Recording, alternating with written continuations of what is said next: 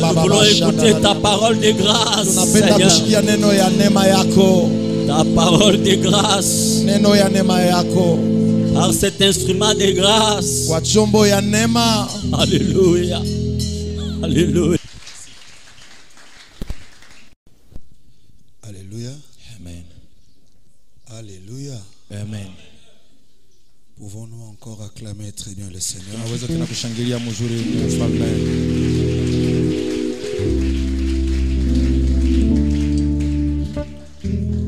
Êtes-vous sûr que ces acclamations c'est pour le Seigneur?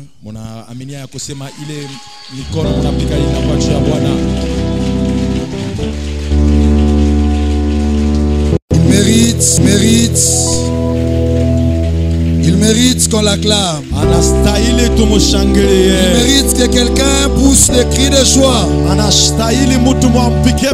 Il mérite que tu pousses des cris de joie.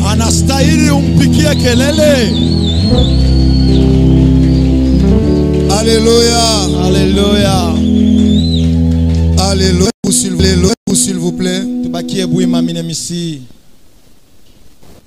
J'aimerais qu'ensemble nous chantions ce court refrain de ce bien-aimé que j'aime beaucoup, le pasteur Johnny Aaron. C'est un refrain qui dit: Seigneur, je veux être près de toi. Tiré des mimbo za wokovu. En introduisant cette semaine, qu'un cœur dise à Dieu: je veux m'approcher de toi.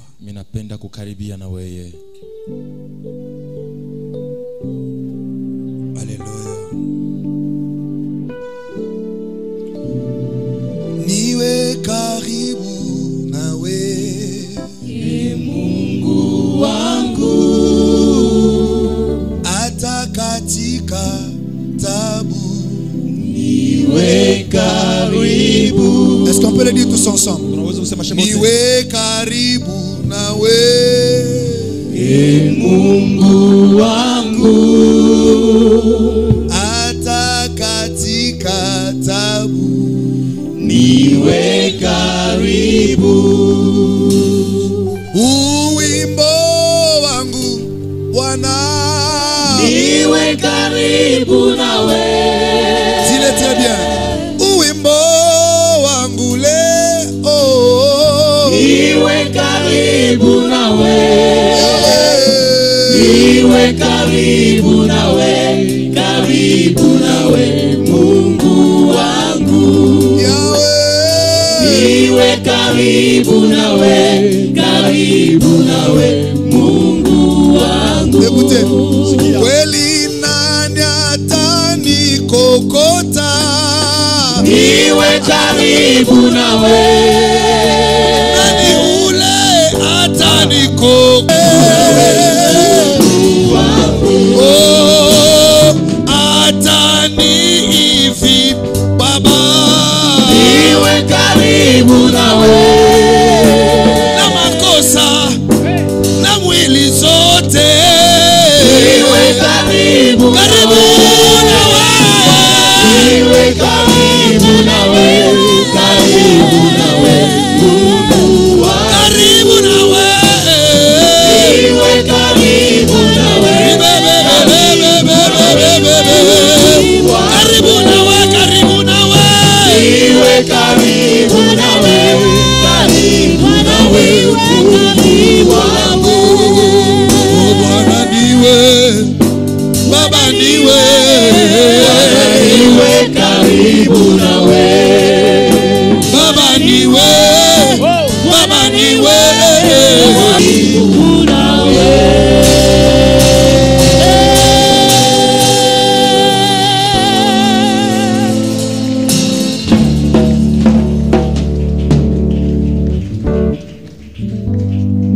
Tel est le cri de mon cœur. Tel est le cri de mon cœur.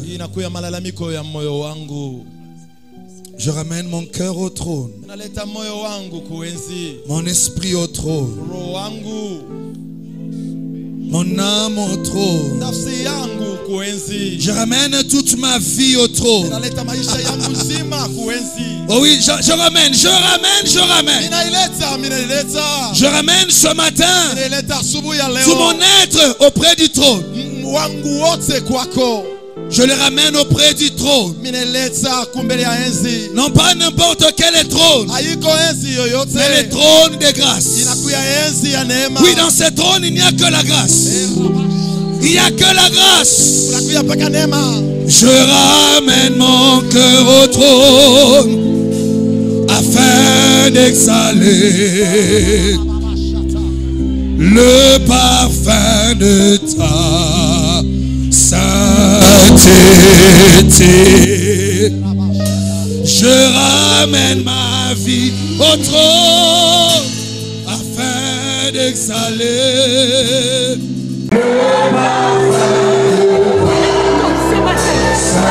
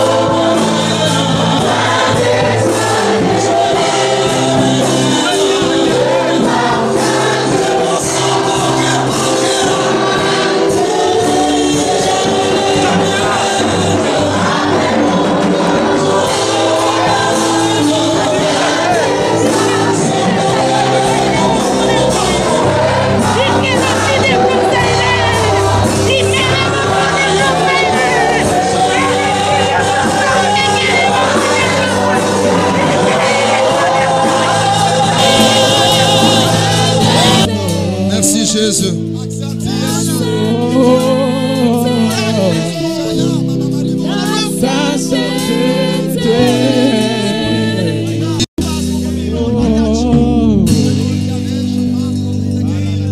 Oh, j'aime ta présence. Plus que tout, j'aime ta présence. J'aime demeurer dans ta présence. Passer des heures et des heures à ta présence. J'aime ces instants d'intimité. J'aime ces instants personnels. Pas ces instants bibliques, mais ces instants personnels avec ce Dieu.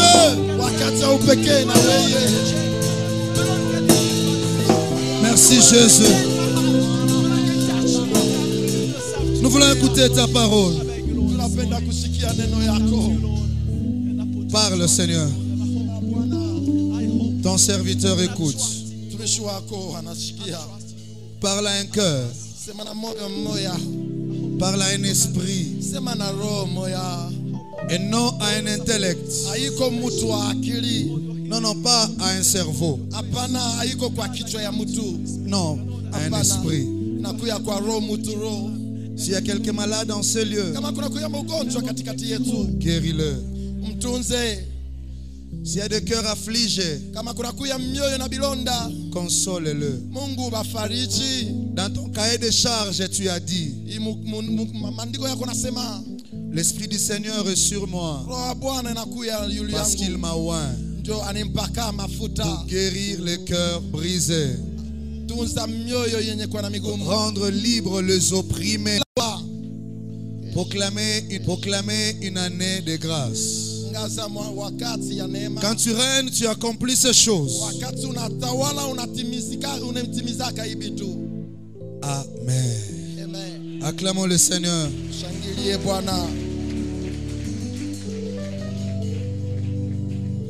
Merci au Seigneur. Nous devant de vous, pas un privilège. Ce n'est pas un privilège. Une responsabilité.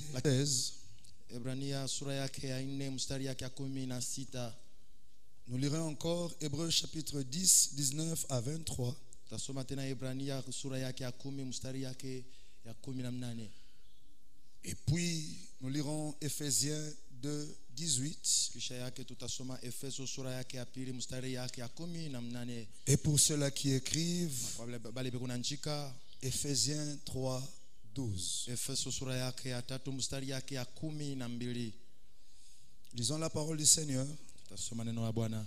Hébreux 4:16. Ibrania sura yake ya 4 mstari yake ya 16. La Bible dit ceci. Biblia inasema hivi: approchons-nous donc. Muchofe tuvile. Tuchofe. Tuchofe. Yeah, c'est ça. Ce n'est pas mou, non. Tuchofe. Tuchofe.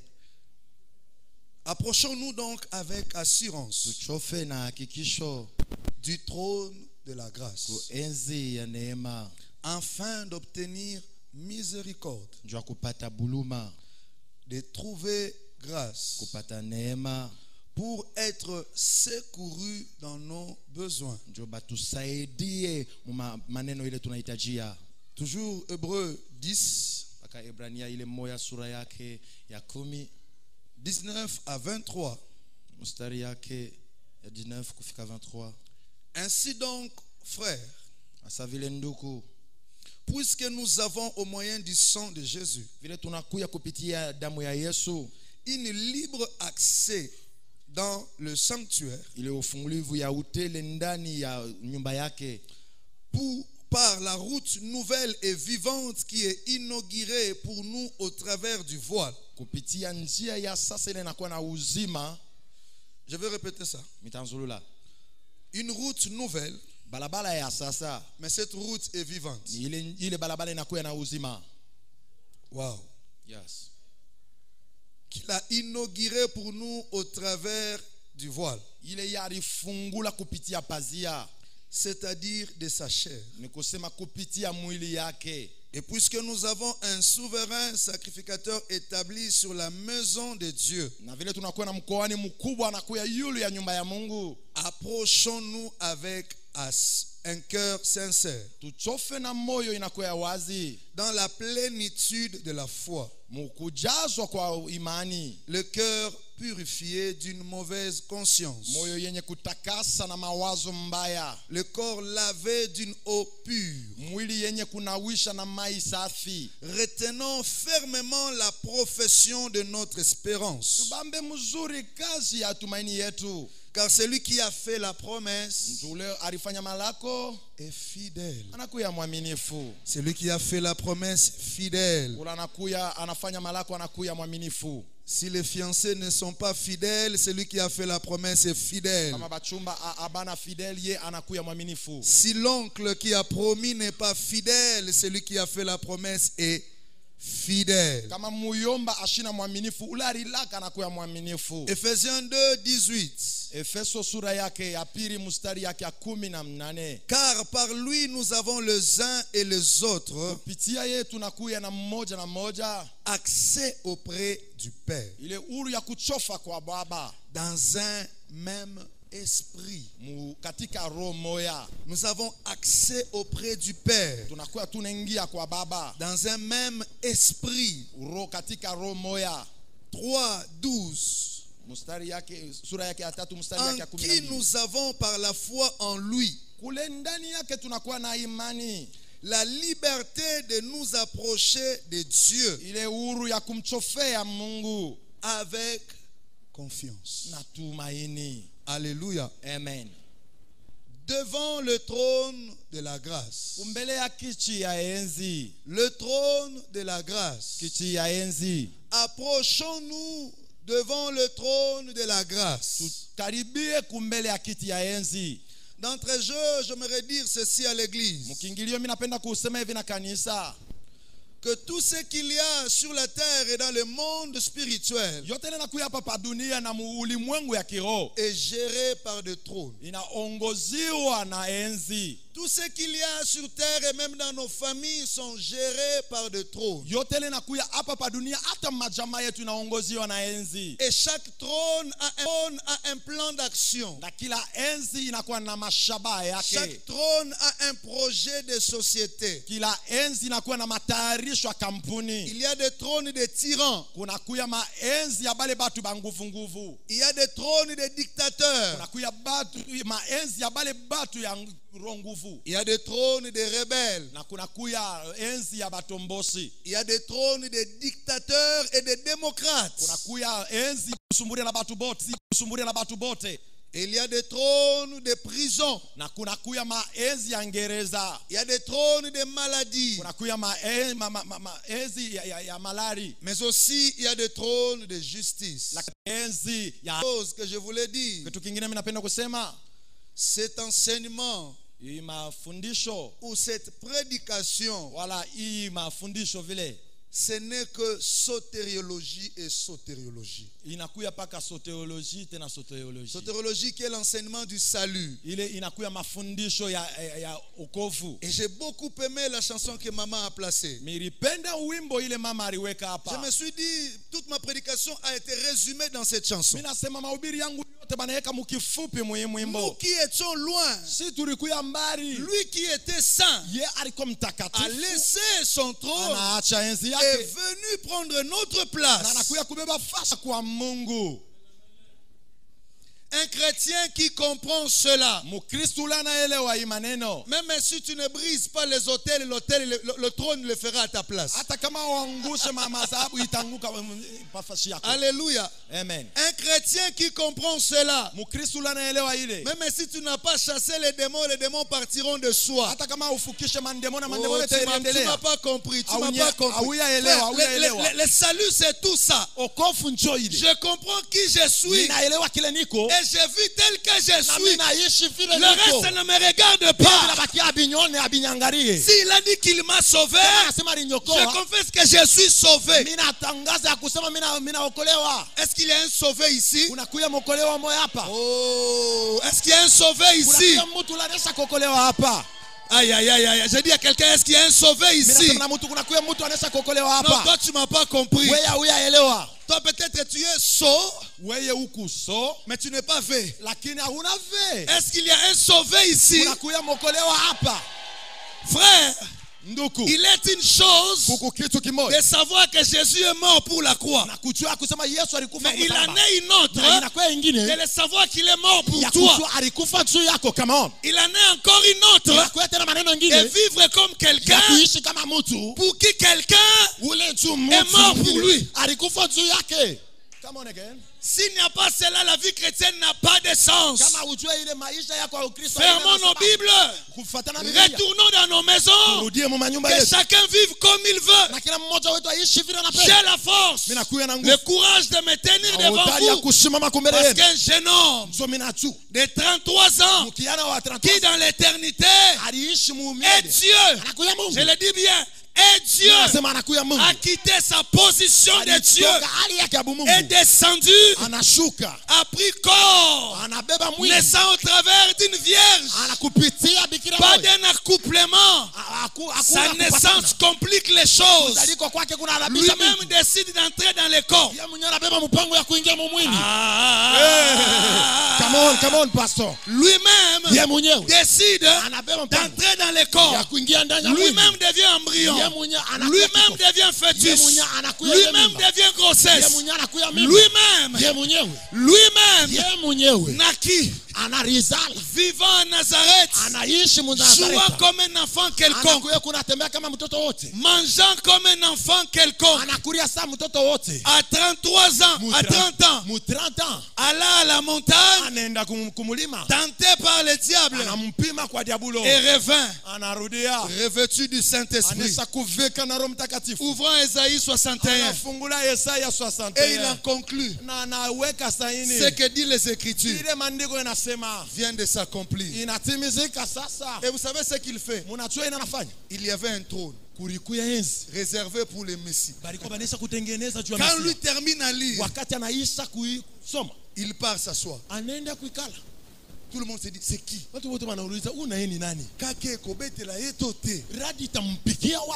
Mais c'est lui. Mais c'est lui. Vous savez, Jésus est tellement Jésus. C'est que quand il vient pour la première fois, il n'a pas terminé Ésaïe 60. Ésaïe 60 part même vers le trône de justice. Mais Jésus, tellement qu'il est Jésus, il s'arrête à l'année de grâce. C'est le trône, c'est le trône. C'est le trône qui nous gère. Ce n'est pas le trône de condamnation. C'est le trône de grâce. Dis à ton voisin, le trône de grâce. Alléluia. Amen. Alléluia. Amen. Et même par la grâce de Dieu, nous parlerons de nous approcher. Mais aujourd'hui, ce que je vais dire, ce ne sont que les affermissements. Ce n'est pas mauvais de faire quelques répétitions. Moi, je ne suis pas de ce genre de prédicateurs qui embrouillent la salle. Dans mon école primaire, pasteur, on avait dans notre livre de français une partie qu'on soulignait en rouge. Récapitulation. Alléluia. Amen. Est-ce que je parle à quelqu'un? La récapitulation. Alléluia. Amen. Alléluia. Amen. Premier mot qui m'intéresse. L'auteur de Bré dit, approchons-nous avec assurance. J'ai posé la question à Hébreu. Pourquoi ne devons-nous pas seulement s'approcher? Pourquoi devrions-nous s'approcher, mais avec assurance? J'aimerais dire à quelqu'un, quand tu t'approches comment? Parce qu'il y a des gens qui s'approchent, mais en tâtonnant. Il y a certains qui s'approchent en hésitant. Une de mes tantes me posera la question. Et pourquoi vous, dans vos églises, vous aimez crier Dieu, Dieu, Dieu? Est-ce que tu crois que Dieu t'écoute? Dieu est là. Une telle personne, même s'il mange le pomme, il boit de l'eau, il met la robe du pape, rien ne va se passer dans sa vie. Alléluia. Amen. Assurance. Le mot assurance, je vous épargne des termes grecs. Le mot assurance est résumé dans le Nouveau Testament sur deux mots. Premier mot que le grec parle quand il dit assurance, le grec dit confiance. Il y a la confiance. Donc quand je m'approche, j'ai confiance. La confiance, ça veut dire je peux me donner tout. La confiance, ça veut dire que là où je pars, je ne m'attends à aucun mal. La confiance veut dire là où je pars, il y a des bonnes choses qui sont réservées. Donc celui qui a confiance, on sait qu'il a confiance. Parce que la confiance cache en lui. Celui qui a la foi, il y a quelque chose ici dans sa tête qui lui dit que va, ça va, ça ira.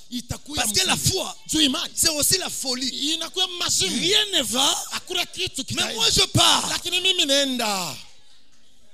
Rien n'est dit, mais moi j'y vais. Les statistiques expliquent le contraire, mais moi j'ai confiance. Les médecins ont dit, ils ont calculé, ils ont fait des probabilités, mais moi je crois. La foi te donnera Isaac. Come on. Isaac veut dire Jéri. Ah, que Dieu donne à quelqu'un Isaac. Mungu amupatie kwa mtu mmoja Isaac. Vous savez, Isaac, Unajua Isaac vient parce que Dieu est Dieu. anakuyaka nju Mungu eku Mungu. Non pas parce que l'homme a fait sa part. Haiko nju mtu alifanya fast. Parce que si ça dépendait de la part de l'homme, kama ilikuya nju akasi Isaac ne viendrait pas. Isaac asikupashe kuya. Parce que l'homme avait 100 ans, nju mtu alikuwa na 100. la femme en avait 90. Mwanamke alikuwa na 90. Donc même si l'homme pouvait faire tout ce qu'il voulait, Hata kama mtu alipenda kufanya yote alipenda. Isaac ne viendra pas. Isaac asikupashe kuya. Mais quand Dieu vient, Wakati Mungu anakuya, Dieu dit, Mungu anasema l'année prochaine, ile mwaka kuna kuya. à la même période, Hii wakati qu'est-ce mwanzo. que Dieu fait? Mungu anafanya nini? Dieu leur donne Mungu anabapa 3 mois d'essai. asema miaka inakuya. Miezi. 3 mois d'essai. Miezi tatu Parce que ya la kupima. grossesse ne fait que 9 mois. Miezi inafanyaka. Dieu leur a donné 3 mois d'essai. Mimba inafanyaka miezi 4. Yeye anabapatia miezi 3 mbele ya kupima. Papa, Dieu est Dieu. Baba Mungu eku Mungu. Non, il y a quelqu'un qui est arrivé là où je suis arrivé. Kuya mtu mwana anafika fasi kule mimi nafika. C'est pourquoi quand je m'approche, So wakati mimi nachofa, je ne doute pas. mimi shitaka. Je viens. Mimi nakuya. Ce cantique dit, Hii wimbo inasema, je te fais confiance. nakuwekea tumaini. Je te fais confiance. Nakuwekea tena tumaini. Ce n'est pas facile pour moi, Wepesi kwangu. mais je te fais Nakufasia confiance. tumaini. Le problème de la foi ne calcule pas. Mambo ya imani hayesabi yake. La foi. Imani ikutu imani. Yes. Donc celui qui s'approche, Ula anachofa il doit être sûr. ni kusema inafadhali akuwe na hakikisho. Il doit avoir confiance. Inafadhali akuwe na itumaini. Deuxième chose que le mot assurance dit, Kitu kia pili ya hii tumaini inasema selon le Nouveau Testament, kufatana na agano chipya. assurance veut dire Ile ya hakikisho inasema liberté. inakuwa huru. Mes mouvements ne sont pas contrôlés. Kutenga kwangu abakuangalie. Mon langage n'est pas maîtrisé. Misemo yangu abaibambe. Il n'y a pas de frontières. Hakuna mpaka. Il n'y a pas de limites. Hakuna mwisho. Parce que je m'approche So minachofa avec na liberté. ile huru yote. Il y a une différence Kuna kwa chanisho entre un neveu katikati ya huyu mwipwa qui vient de loin ya ule anatoka mbali demander à l'oncle anakuwa kumulomba et muyomba. un enfant de la Na maison mtoto wa nyumba qui vient demander à papa. ule anakuwa kumulomba Il demande à papa, mtoto wakati anamulomba il baba a la liberté anakuwa na ile huru. de s'asseoir même sur ce pied, Atekana tapa de mikulu ya tenir baba. même sa barbe. Abambe hata ndevu. Et lui dit, viens, Anze kusema on mkubwa. m'a chassé à l'école. Sibali nyandama kwa masomo. Mais le neveu peut attendre au salon. Anaweza kuchunga salon. L'oncle dit, achunge. Muyomba anasema Lui aussi, il attend. Yeye na yeye kuna Il est chunga. venu à pied. Alikuwa lo mkulu. De quartier, je camine jusqu'en ville. Anatoka kujekamini kule anafika muvile. Il attend. Yeye kuna chunga lwake. Mais l'enfant, Ule mtoto même quand papa traîne dans la chambre, hata kama baba Il anakawa part mchumba. toquer. Yeye anaenda kupika hodi. papa, Baba. nous sommes en retard. Mimi nitafika mureta. L'enfant est libre. Mtoto anakuwa na huru. Ya. Est-ce qu'il y a des enfants? Kuna kuya batoto hapa. Est-ce qu'il y a des enfants? Eti kuna kuya batoto hapa. Mais j'ouvre une parenthèse que je ferme rapidement. Mkato mwa mitafunga tena. Liberté n'est pas égale à libertinage. Huru aiseme kuya huru ya ovyo.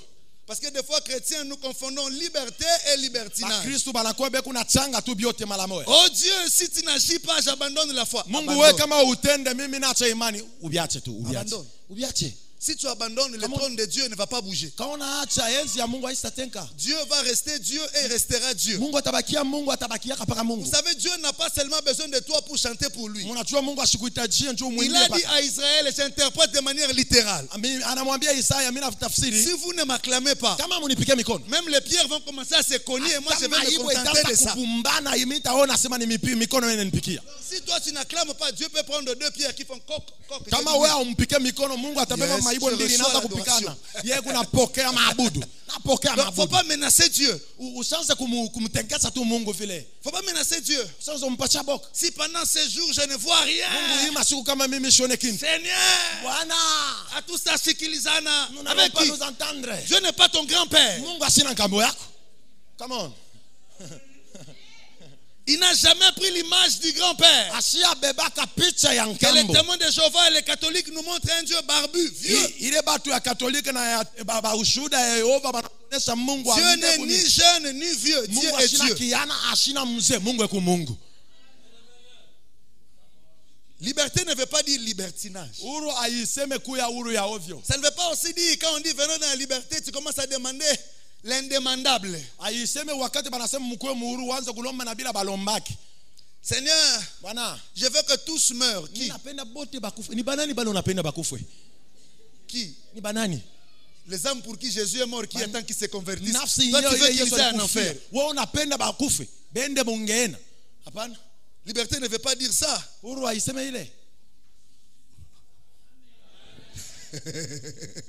Amen. Liberté. Amen. Liberté veut aussi dire il n'y a pas de restriction. Donc, si pour moi m'approcher, c'est aller à genoux. Si le voisin refuse, moi j'y vais. Alléluia. Amen. Liberté veut dire c'est moi et Dieu, pas l'autre. C'est moi. Donc si moi veut dire je jeûne et que lui ne veut pas jeûner, je m'en fous. Liberté veut dire si je décide de donner 1000, 2000, 50, c'est lui, pas moi. Moi je connais à qui je donne. Alléluia. Amen. Liberté veut aussi dire que je ne ménage pas ma prière. C'est ce que j'aime avec la prière. Par la grâce de Dieu, je pense qu'on en parlera le mardi. Jésus a laissé dans la Bible plusieurs chèques en blanc. L'une de ces chèques en blanc veut dire tout ce que vous demanderez en mon nom, je le ferai. Qui a dit? Tout. Qui connaît ce qu'il y a dans tout? Qui peut m'expliquer qu'est-ce qu'il y a dans tout? Deuxième chèque en blanc. Jean 7, 37. Jean 7, 37. À celui qui a soif, qu'il vienne et qu'il boive. Même la régie des eaux ne peut pas dire ça. Oh, come on. Les jours où la régie des eaux dit ça, il tombe en faillite. Connais la quantité de la soif de chaque maison. Qui peut étancher la soif de chaque? Que celui qui a. Or, en économie, on parle de la soif comme un besoin primaire. Donc, je peux aller par la syllogisme. Que celui qui a un besoin, qu'il vienne et je vais étancher ça. Frère, même votre pasteur ne peut pas dire ça. Même Moïse Katumbi ne peut pas oser, même s'il veut qu'on le vote. Venir même à Likasi, je ne sais pas s'il y a combien d'habitants, c'est tout Likasi, c'est lui qui a besoin. Qu'il vienne. Je connais mon vieux. Lui ne demande pas petit. Il ne demandera jamais à manche courte. Lui va demander à manche longue. Maintenant, que dire de son comité derrière? Je vois papa là-bas, je vois aussi sa taille. Je dis non. Ce vieux-là, lui, ne voit pas aussi à manche courte. Lui, il peut voir même en pantalon. Maintenant, si nous tous ici, mais il n'y a que Jésus qui peut dire que celui qui a soif. Frère, c'est pourquoi tu ne dois pas avoir peur de ta prière. Si tu dois prier, prie. Le problème pour toi, c'est de prier. L'autre partie ne te regarde pas. Ce qui bloque ta prière, c'est des fois ta manière de prier. Tu pries et tu dis, est-ce que Dieu va vraiment le faire? Ça, c'est pas liberté. Ça, c'est le chèvre de M. Séguin. Qui a envie d'avancer, mais la corde, elle est limite. Il dit, yo, je vais arriver là. Mais le câble, non, tu restes ici. Quelqu'un qui prie, guéris-moi, guéris-moi. Son ordonnance lui dit cancer. Il n'y a pas de médicament. Yo Mungu wangu. Ce n'est pitié. Mungu La pitié que tu dis veut dire quoi? Moi-même je ne crois pas. Mais que ta pitié croit à ma place. Dieu a déjà cru à ta place. Pourquoi tu veux encore qu'il le fasse deux fois? Il y a une jeune soeur qui regarde son âge. Il dit 45 ans. 45 ans. Qui va encore? 4 enfants, 4 papas différents. Moi, oyo. Non. Apana. Seigneur, donne-moi les mains. L'autre va écouter. La voix baisse. Donne-moi le.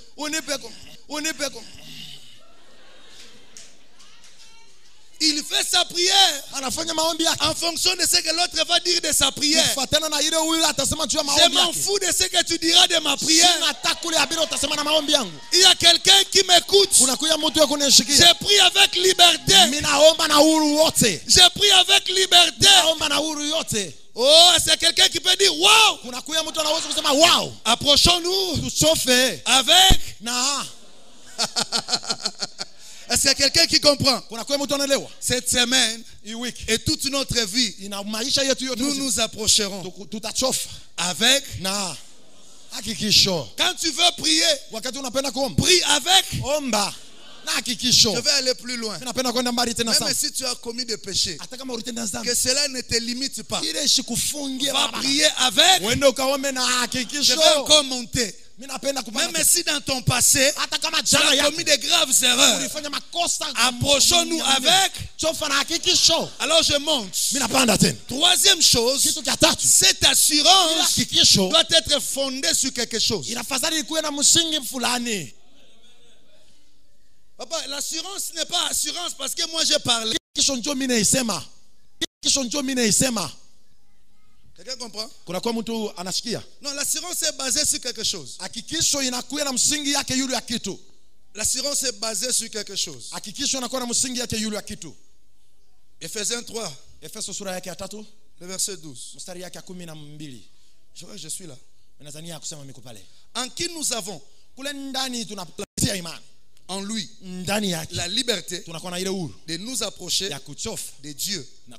Il dit en qui? Le en qui là? Le en qui? C'est ça le socle de notre assurance. Le en qui?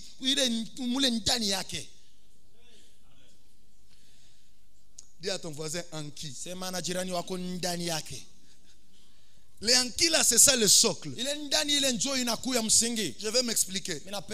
Dans l'ancien temps, personne ne pouvait s'approcher de Dieu et vivre. Nous sommes ensemble. Je disais que c'est la récapitulation. Parce que là, on connaît. Dans l'ancien temps, même quand Dieu voulait apparaître à son peuple, il descendait avec terreur. Dieu, quand il descendait, faisait trembler les montagnes. Quand il descendait, les éclairs et les tonnerres. Qui peut résister à quelqu'un qui vient comme ça? Même quand il parle, on entend les bruits des grands eaux. Qui peut comprendre un tel langage? Les gens ont dit, Moïse, toi-même, pas nous. Pas nous. C'est pourquoi même les souverains sacrificateurs, ils devaient avoir beaucoup de cérémonies pour entrer même dans sa présence. Ils étaient même prudents. Qu'on leur a placé des clochettes pour que s'il est entré sans s'y préparer et qu'il mourait, il y a une corde qu'on tire. Est-ce qu'il vit? Ça veut dire merci à Jésus. Si on était dans l'Ancien Testament, c'est compliqué. Vous savez ce qui est intéressant dans l'Ancien Testament? Même si tu es aux États-Unis, il ne faut pas perdre ta boussole. Donc si tu dois prier, tu dois regarder Jérusalem. Jésus est Jésus. J'ouvre une parenthèse. Les groupes ici regardent là. Ces groupes là-bas regardent là. Vous tous, vous regardez là. Moi, je regarde là. Mais d'après l'horloge de Jésus et la boussole de Jésus, chacun de nous dans son chacun est devant Jésus. Yes, come on, pastor. Come on. Tu n'as pas compris? Chacun de nous dans son chacun est devant le trône. Donc ceux-là qui regardent comme ça, eux aussi sont devant le trône. Vous qui regardez comme ça, vous êtes devant le trône. Vous qui regardez, il faut dire merci à Jésus. Parce que pour adorer, il faut aller à Jérusalem. Mais toi et moi, on n'a pas besoin d'avoir l'argent de billets. Qu'on se le dise, papa. Est-ce que toute l'église a le moyen d'aller en Israël? C'est entre nous. Regarde d'abord ta poche. C'est chaque dimanche tu dois faire. Jérusalem, lundi, Lubumbashi. On a chomba par 2 voyages. De tomber en faillite pour 2 voyages. Certains, il arrive d'abord en Liba. Par malheur, si tu descends en Libye, ça c'est compliqué. Là c'est compliqué parce que là, tout le monde connaît ce qui se passe là-bas. Il ne faut pas faire l'erreur aussi de descendre en Afghanistan. Ou bien tu dépasses, tu descends en Syrie. Non, tu risques de descendre dans un champ de guerre au Biwou. Jésus. Jésus est Jésus. Alléluia. Amen. Il est le Anki qui fait notre assurance. Je ne m'approche pas parce que je m'appelle Ézéchiel. Non. Non. Je ne m'approche pas parce que je m'appelle le pasteur Gauthier Mabundi de la parole éternelle. Non. Je ne m'approche pas parce que je suis attaché. Je ne m'approche pas parce que je paye la grosse dîme. Je ne m'approche pas parce que c'est moi qui balaye l'église. Mais je m'approche parce que quelqu'un a décidé que je puis m'approcher. Je vous ai dit, on a lu en hébreu. Jésus, il est cette route vivante. Je vous dis la vérité, je ne sais pas expliquer ça. C'est à la fois une route, mais cette route, elle est vivante. Comment on peut comprendre ça? On comprend seulement qu'il y a une route, mais laquelle route est vivante? Oh my God. Et il le dit bien. Je suis le chemin. Tu veux aller vers le Père? Passe par là. Qui est Jésus? Jésus est celui qui par sa mort pardonne. Non, j'aimerais dire avec insistance. Je priais ce matin, je le sens dans mon cœur. Parce que moi je parle trop. Si vous ne m'arrêtez pas, je parle trop. Ma femme connaît. J'écris peu, je parle beaucoup. Jésus. Alléluia. Amen. C'est lui qui pardonne. Je disais que je le sentais dans mon cœur. Que je suis venu m'adresser à une catégorie particulière de personnes qui vivent la culpabilité. Même en venant à l'église, ne croyez pas. Ne croyez pas. Il y a cette culpabilité qui le rappelle à tout moment ce qu'ils étaient, ce qu'ils ont fait. Des fois, je fais rire à l'église. Vous savez, il y a des gens que le diable menace. Il commet tellement de péchés. Et il vient à l'église. Il veut prier. Il ferme les yeux. Il ouvre. Il y a des gens qui ont les yeux ouverts. Ils ne savent pas les fermer parce que la culpabilité. Là, il se souvient. Hier, j'étais où? Non, je ne peux pas fermer les yeux. Sinon, ces doigts ici vont continuer à pointer comme ça. Je sais que tu es là. Mais Jésus est là aussi. Jésus n'est pas ces doigts-là. Jésus, il est comme ça. Venez à moi. Vous tous qui êtes chargés, fatigués, je vous donnerai du repos. Jésus, il dit Ésaïe 53, par ses meurtrissures, nous sommes sauvés. Le châtiment qui nous condamnait est tombé sur lui.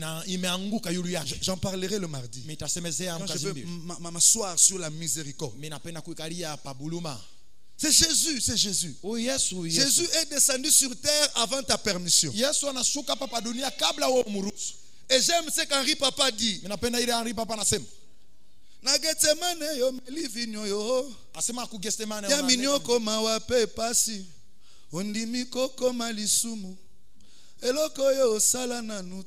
La partie que j'aime, avant que je ne me convertisse, avant même que je ne te connaisse, tu es mort pour moi. Ça, c'est Jésus. Écoutez, moi j'aimerais dire à quelqu'un, Jésus a payé le prix de la condamnation qui pèse sur ta conscience. Si je m'approche avec assurance, c'est pas moi, mais c'est Jésus. Est-ce qu'il y a quelqu'un qui m'écoute? Alléluia. Amen. Bon, j'aimerais dire ça même si je veux prévu ça pour le mardi. Écoutez, je l'ai dit tantôt. Jésus dit, tout ce que vous demanderez en mon nom, je le ferai. Voilà ce qui se passe. Quand tu pries, la voix, c'est ta voix. Jusqu'à là, on est d'accord? Mais la signature à ta prière, c'est Jésus. Ce que Dieu exauce, c'est pas ta voix. Ce que Dieu exauce, c'est la signature. Il y a des gens qui sont administratifs, ils savent. Il peut écrire une lettre. Si c'est moi qui signe, même si c'est son écriture, c'est moi qui suis responsable. Jésus a pris le risque d'accepter toutes vos lettres. Si quelqu'un avait compris, il allait acclamer. Je répète, Jésus a pris le risque, ne sachant pas ce que tu vas demander. Il dit, tout ce que tu demanderas à mon nom, mon Père Come on, pasteur. Je sais que vous travaillez dans l'administration. Tu prendras ce risque pour moi. Vous écrivez un chèque. Ou bien vous me donnez un chèque. Vous avez seulement signé. Je vide votre compte. Au nom de Jésus, Amen. Même si vous m'amenez en justice, on va dire l'écriture, c'est l'écriture d'Ézéchiel. Mais la signature,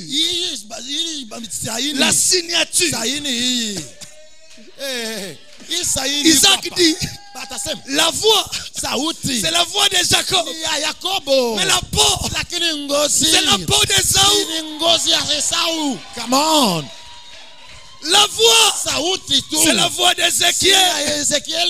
Mais la peau, c'est la peau de Jésus. Si ma prière est exaucée, le jeûne, c'est Ézéchiel qui jeûne. Mais celui qui est devant le trône, c'est Jésus. C'est Jésus qui présente ses plaies. Jésus, il fait le baffle. Il lui devient le baffle. Moi je deviens l'émetteur. Moi je mets la voix. Père, écoute-moi. Et Jésus le fait sortir. Quand le Père entend, il entend Ézéchiel. Mais quand il voit, Il voit Jésus. Ta prière a une force, non pas à cause de toi. Il y a Jésus, un intercesseur permanent devant le Père, qui prie pour toi, qui a laissé une carte blanche. Il a dit prie à mon nom. Oh my God. J'aime la prière, mais au nom de Jésus. C'est moi qui prie. Je ne signe pas Ézéchiel. Vous savez, si tu signes Ézéchiel, Dieu verra qui est Ézéchiel. Un pécheur, un menteur, un homme avec des faiblesses. Dieu dira, lui, il ne mérite pas. Mais quand tu signes Jésus, lui c'est mon fils. Mon fils bien-aimé. Écoutez ce que Jésus lui-même dit de lui. Jean chapitre 11. Quand il prie devant le tombe de Lazare, Père, je sais que tu m'exauces. Oh, que tu m'exauces. Imagine toi tu pries au nom de celui qu'on exauce. Oh my God. C'est ça le socle de notre assurance. Si je m'approche avec assurance, ce n'est pas à cause de moi. C'est Jésus. Je vais terminer. Deux types de trônes. Je parlais de l'assurance. Je termine. Deux types de trônes. Ça fait dans la Bible. Je vous ai parlé dans mon introduction de plusieurs trônes. Mais soyons bibliques.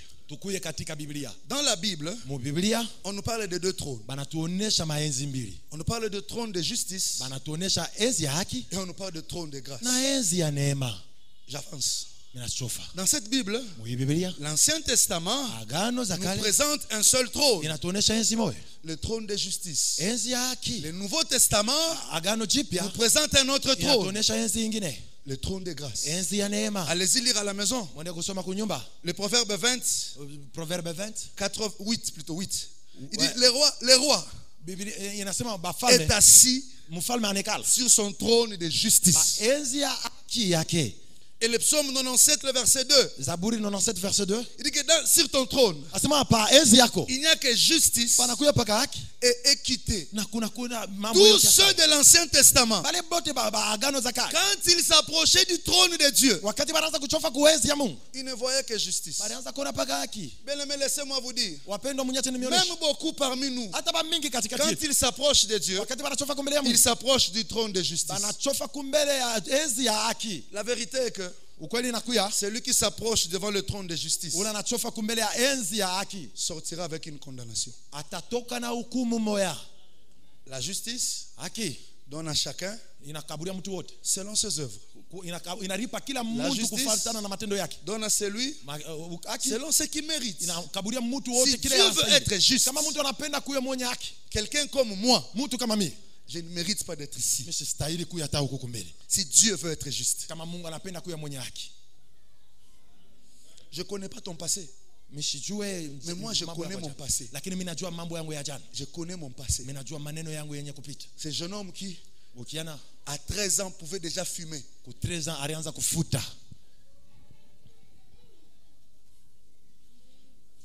Moi j'ai grandi à Kin à Matete. Je ne sais pas si tu connais, toute ma vie j'ai rêvé être catcheur.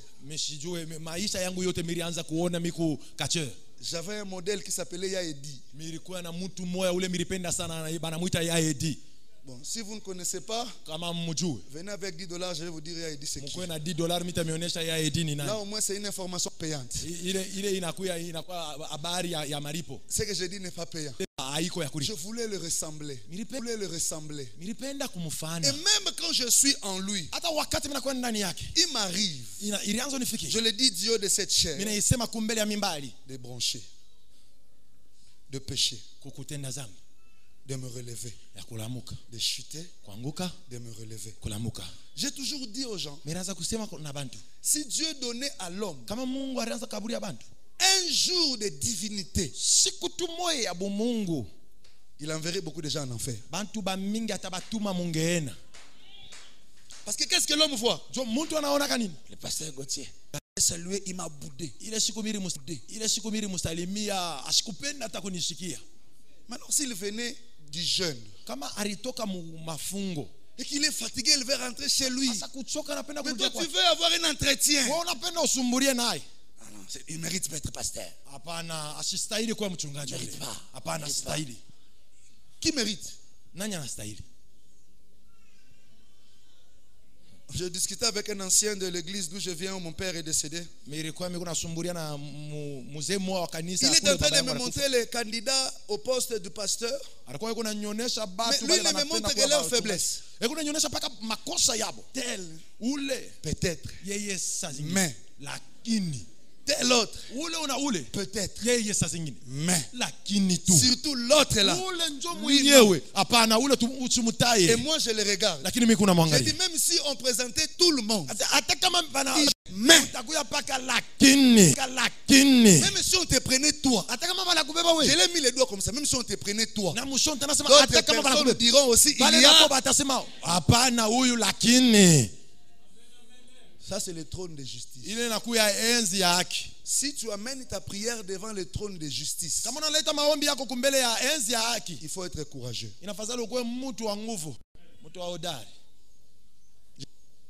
Je te déconseille.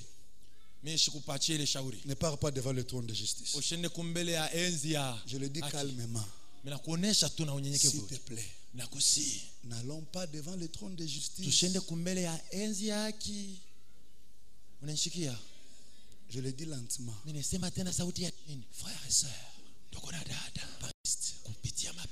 n'allons pas vers le trône de justice. Oh. C'est le trône de grâce. J'aime le trône de grâce. J'aime le trône de grâce. La Bible dit, approchons-nous avec assurance devant le trône de la grâce. Enfin. Parce que quand tu viens dans le trône de la grâce, il y a un enfin. Celui qui va dans le trône de justice, il y a une justice. Mais quand on part dans le trône de la grâce, il y a un enfin. Enfin d'obtenir miséricorde. Assassin, meurtrier, pécheur, voleur, menteur,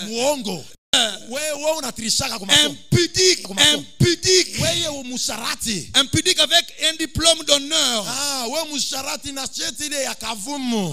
ans mais carrière sexuelle plus que le marié de 20 ans. Ces personnes-là, quand ils viennent tels qu'ils sont, le trône de la grâce dit, ici il y a la miséricorde. Là où le cœur de l'homme condamne, lui il dit, va et ne pêche plus. Va et ne pêche plus. Va et ne pêche plus. Écoutez cette révélation. Je termine par là. Apocalypse chapitre 5. 1 à 6. Pasteur, écoute. On dit ceci. On présente les livres scellés de 7 sceaux. Qui peut l'ouvrir? Personne n'a pu l'ouvrir. Jean se met à pleurer. Jean pleure. Jean pleure. Écoutez très bien, c'est là où j'arrive. L'un des vieillards vient. Ils sont au même niveau que Jean, regardant la même direction que Jean. Mais le vieillard lui dit, voici. Écoutez-moi très bien. Voici le lion, trône de justice. Voici le lion de la tribu de Juda, qui est digne d'ouvrir et de sceller les 7 sceaux. Mais là où ça me trouble, quand Jean regarde, Jean ne voit pas le lion. Come on, pastor. Quand Jean regarde, Jean dit, j'ai vu au milieu du trône. Au milieu du trône. Là où on l'a dit, voici. Au milieu du trône. Un agneau. Un agneau. Voici l'agneau. L'agneau de Dieu. Son grand frère Jean-Baptiste l'a présenté. Voici l'agneau de Dieu qui ôte le péché de tout le monde. Ce matin, j'ai dit à la bonne Elikasi, voici l'agneau. Voici l'agneau. Voici l'agneau. Voici l'agneau. Voici l'agneau. Est-ce qu'on peut s'approcher de l'agneau avec assurance? Je n'ai pas besoin du lion. J'ai besoin de l'agneau. Je n'ai pas besoin du lion. J'ai besoin de l'agneau.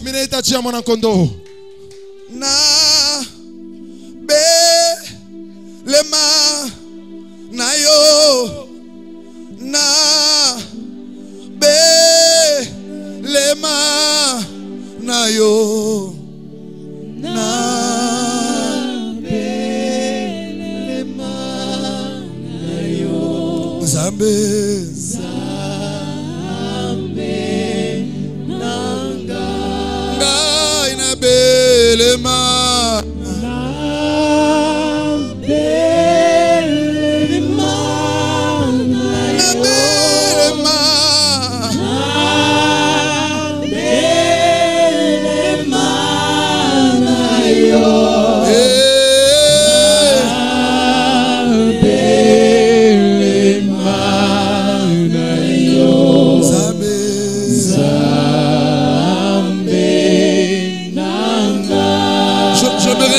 vite ici devant. Toi qui vis la culpabilité. Toi qui ne crois pas que tu es encore sauvé. Toi qui le diable rappelle.